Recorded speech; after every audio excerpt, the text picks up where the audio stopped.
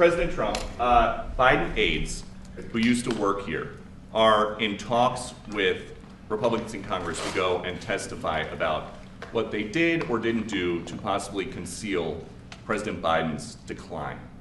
Do you think that Dr. Jill Biden should also have to come in and testify about what she did or didn't do? Well, I hate the concept of it. It's the wife of a man who was going through a lot of problems, and everybody that dealt with him understood that. And I guess it came out during the debate loud and clear. That was the biggest signal of all. They have to do what's right. The country was, there was a lot of dishonesty in the election, as you know, 2020. That's been now caught. People understand it. It was a rigged election.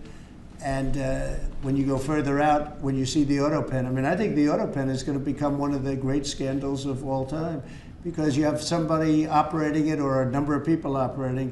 Because I knew Joe Biden. Joe Biden wasn't in favor of opening up borders, letting 21 million people into this from prisons and mental institutions and gang members.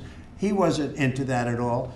And you know, who signed these orders, proclamations, and all of the different things that he signed that set our country so far back, that was so bad for our country? With the auto pen, how would it work? Like, we're in the Oval Office right now. If there was a group of rogue staffers that worked for you who wanted to advance a bill or an executive order without your knowledge, how could they do it?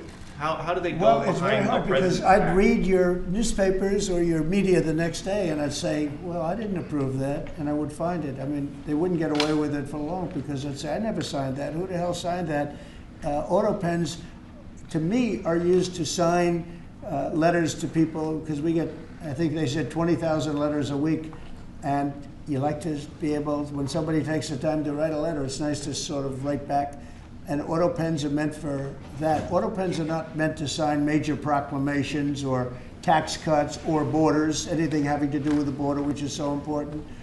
And if it happened on my watch, I would be able to see it, because the next day or sooner I'd be reading about something that I knew nothing about, and who the hell signed this? So I almost never used the auto pen. In fact, yesterday I was signing about 81, I think it was 81 proclamations and statements to people that I think should be signed by us. I think when you write letters to foreign dignitaries or presidents or prime ministers, you should be signing those letters, not done with auto pens. I understand he signed almost everything with an auto pen.